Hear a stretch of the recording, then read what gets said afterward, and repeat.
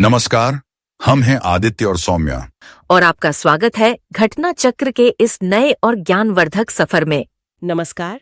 पिछले दिनों मई 2025 में एक खबर आई थी। तमिलनाडु सरकार वो केंद्र सरकार के खिलाफ सुप्रीम कोर्ट चली गई। मुद्दा था कि समग्र शिक्षा योजना का फंड कथित तौर पर रोका जा रहा है और उन्होंने इसके लिए संविधान के अनुच्छेद 131 का हवाला दिया। तो आज हम सुप्रीम कोर्ट की इसी खास शक्ति मतलब मूल एवं अनन्य अधिकारिता, जिसे ओरिजिनल एंड एक्सक्लूसिव जुरिस्डिक्शन कहते हैं, उसी को समझने की कोशिश करेंगे। हमारे पास एक विश्लेषण है जो इस पर रोशनी डालता है।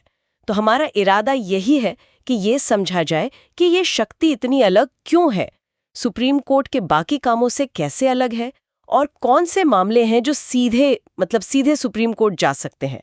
तो चलिए इसे खोलते हैं। ये अनुच्छेद 131, इसका मतलब क्या है खास तौर पर? देखिए, मूल अधिकारिता या ओरिजिनल जुरिस्डिक्शन का मतलब है ऐसे मामले जिनकी सुनवाई सीधे सुप्रीम कोर्ट में शुरू होती है। मतलब उन्हें निचली अदालतों से होके आने की जरूरत नहीं। और अनुच्छेद 131 इसी तरह के मामलों की बात करता है, खासतौर पर केंद्र और राज्यों के बीच या फिर दो या दो से ज्यादा राज्यों के आपसी विवाद। अच्छा। और ये अनन्य यानी एक्सक्लूसिव इसलिए है क्योंकि ऐसे विवाद सिर्फ सुप्रीम कोर्ट में ही शुरू हो सकते हैं। कोई और अदालत जैसे हाई कोर्ट इनकी सुनवाई शुरू नहीं कर सकती। ओके, सिर्फ सुप्रीम कोर्ट। हाँ, असल में अनुच्छेद 131 हमारे संघीय ढांचे के लिए एक तरह का सेफ्टी वॉल्व है, यूं समझिए। ये सिर्फ सरकारों के बीच के उन बुनियादी कानूनी या संवैधानिक झगड़ों के लिए है जिनमें उनके अधिकार या हित दांव पर लगे हों। ये रोजमर्रा की राजनीतिक खींचतान के लिए नहीं है। इससे एक निष्पक्ष ऊंचे स्तर का मंच मिलता है। ये दिलचस्प है।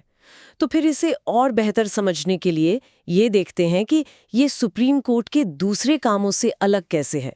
जैसे कई बार सुनते हैं कि राष्ट्रपति सुप्रीम कोर्ट से सलाह मांगते हैं, अनुच्छेद 144 के तहत। क्या वो इसमें आता है? नहीं, वो बिल्कुल अलग है। वो तो सलाहकारी अधिकारिता है।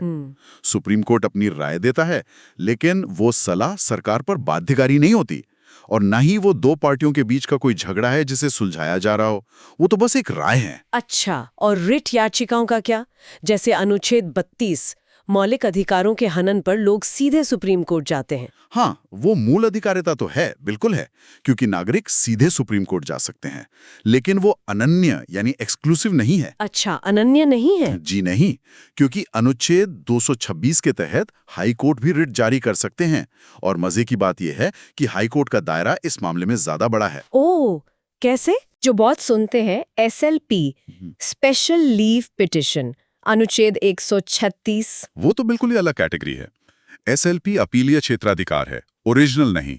मतलब जब आप निचली अदालत के किसी फैसले से नाखुश हैं, तब आप सुप्रीम कोर्ट से अपील करने की विशेष अनुमति मांगते हैं। वो मामला सुप्रीम कोर्ट में शुरू नहीं होता, बल्कि नीचे से अपील में आता है। बिल्कुल साफ हो गया। तो अनुच्छेद 131 खास तौर पर सरकारों के बीच के संवैधानिक या कानूनी विवादों के लिए है। और नागरिकों के मौलिक अधिकारों के लिए अनुच्छेद 32 है, जो हाई कोर्ट भी देख सकता है। बिल्कुल सही। और ये जानना बहुत जरूरी है कि अनुच्छेद 131 के तहत क्या नहीं लाया जा सकता, जैसे सिर्फ राजनीतिक मतभेद या किसी नीति से असहमति। हाँ, मतलब सिर्फ पॉलिसी पसंद नहीं है तो नहीं जा सकते। नहीं, बिल्कुल नहीं। या कोई सामान्य प्रशासनिक आदेश है, वो भी नहीं। मामला सीधे तौर पर किसी राज्य या केंद्र के संवैधानिक अधिकारों या कानूनी दायित्वों के हनन का होना चाहिए, वरना सुप्रीम कोर्ट ये मामला लेगा ही नहीं। ये केवल कानूनी लड़ाई होनी चाहिए, राजनीतिक नहीं। ये हमारे संघीय ढांचे के संतुलन के लिए बेहद जरूरी है। अच्छा, तो क्या इसका ये मतलब है कि जैसे राज्य सरकार केंद्र के खिलाफ जा सकती है, वैसे ही केंद्र सरकार भी किसी राज्य सरकार के खिलाफ अनुच्छेद 131 के तहत सीधे सुप्रीम कोर्ट जा सकती है? हाँ, बिल्कुल जा सकती है। अगर केंद्र सरकार को लगता है कि किसी राज्य सरकार के कदम से उसके अपने संवैधानिक या कानूनी अधिकारों का उल्लंघन हो रहा है, तो वो भी अनुच्छेद 131 का इस्तेमाल कर सकती है।